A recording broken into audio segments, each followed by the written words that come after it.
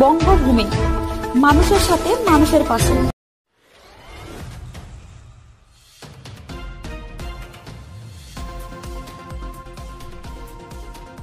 ভারত গৌরব পুরস্কারে সম্মানিত সুন্দরবনের ঘরের ছেলে, নামখানা এলাকার বাসিন্দা তথা পশ্চিমবঙ্গ প্রাণী ও মৎস্য বিজ্ঞান বিশ্ববিদ্যালয়ের অধ্যাপক ডক্টর শান্তনু বেরা 2024 সালের ভারত গৌরব পুরস্কার পেলেন।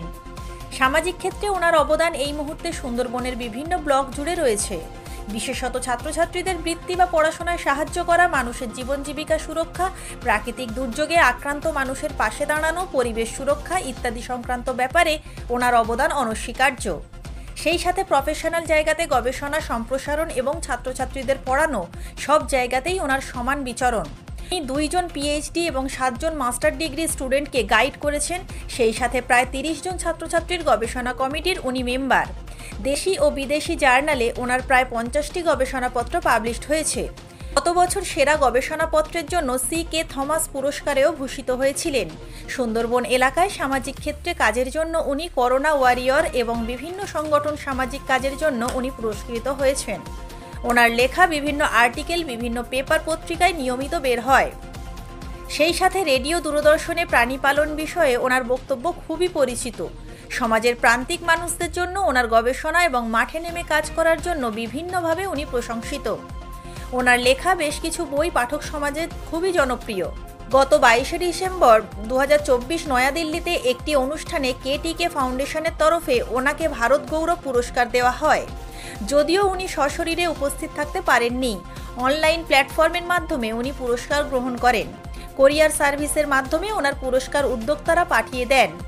এই পুরস্কার পেয়ে ডক্টর বেরা বলেন, পুরস্কার মানুষকে উদ্বুদ্ধ করে, সেক্ষেত্রে সামাজিক ক্ষেত্রে এবং প্রফেশনাল ক্ষেত্রে দায়বদ্ধতা আরও বেড়ে যায়।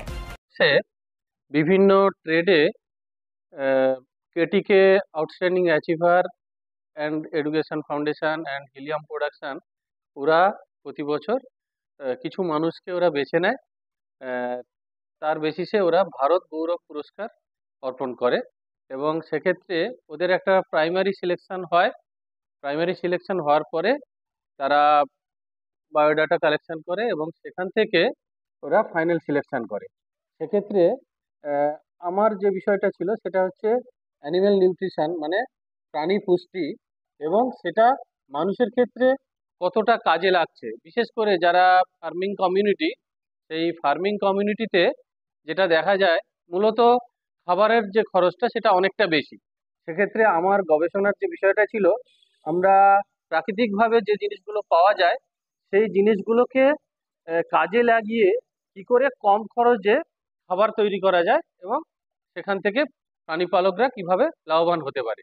সেক্ষেত্রে আমি মূলত যে বিষয়গুলো ওরা দেখেছে তাতে হচ্ছে বর্তমানে আমি কোন কোন কাজের সঙ্গে যুক্ত রয়েছি এবং তার সাথে আমার যে কাজ, যেটা অ্যাজ এ চেয়ারম্যান, আমার যে পিএইচডি এবং মাস্টার ডিগ্রি যারা স্টুডেন্ট আমার বেরিয়েছে তারা কি ধরনের কাজ করেছে এবং আমি কতকগুলো রিসার্চ পাবলিকেশন করেছি বা আমাদের যে বই বা ফার্মিং কমিউনিটিতে আমার কি কি কন্ট্রিবিউশন রয়েছে এবং আমি কোন কোন জায়গার কোন কোন অ্যাক্টিভিটির সঙ্গে যুক্ত রয়েছি এই জায়গাগুলো দেখেছি। এবং সে জায়গায় যেটা বর্তমানে সোশ্যাল কিছু অর্গানাইজেশন এবং আমাদের বিশ্ববিদ্যালয়ে একটি বিভাগীয় প্রধান হিসাবে কাজ করছি এবং স্টুডেন্ট অ্যাক্টিভিটি কিছু প্রোগ্রামের সঙ্গে আমি যুক্ত রয়েছি। এবং তার সাথে এই যে কম খরচে কি করে প্রাকৃতিক জিনিস ব্যবহার করে আপনার খাদ্য উৎপাদন করা যায়, সেক্ষেত্রে আমার আন্ডারে 2 জন ডক্টরেট করেছেন এবং 7 জন মাস্টার ডিগ্রি করেছেন এবং প্রায় 27 জন এরকম ছাত্র যারা হচ্ছে রিসার্চ করেছে তাদের মেম্বার হিসাবে আমি কাজ করেছি। এবং বর্তমানে প্রায় 50টা রিসার্চ আর্টিকেল আমার বেরিয়েছে বা 15-16টা পপুলার আর্টিকেল বেরিয়েছে এবং সেক্ষেত্রে এরও একটা বিভিন্ন জায়গায় বিচারের যেটা দেখা গেছে যে তারা মনে করেছে যে ফার্মিং কমিউনিটিতে এর একটা রোল রয়েছে এবং তার বেসিসে গত বছর একটা পাবলিকেশন হয়েছিল, সেটা হচ্ছে বেস্ট রিসার্চ আর্টিকেল হিসাবে সি.কে. থমাস অ্যাওয়ার্ড গত বছর পেয়েছিলাম।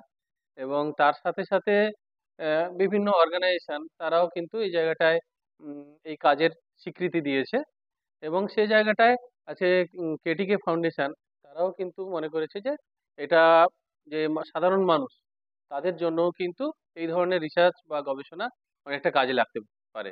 সেক্ষেত্রে আমি ফাউন্ডেশনকে ধন্যবাদ জানাচ্ছি, এবং যারা যারা এই কাজে আমাকে সাহায্য করেছে, আমার ছাত্রছাত্রীরা বা যে সমস্ত কমিউনিটিতে আমরা কাজ করেছি, সামাজিক ক্ষেত্রে বিভিন্ন এনজিও এনজিও যারা মানে নন গভর্নমেন্ট অর্গানাইজেশন, এবং সুন্দরবন এলাকার যে বিভিন্ন মানুষ যাদেরকে নিয়ে আমার কাজ, তাদের সবাইকে আমি ধন্যবাদ জানাচ্ছি এই কাজের জন্য।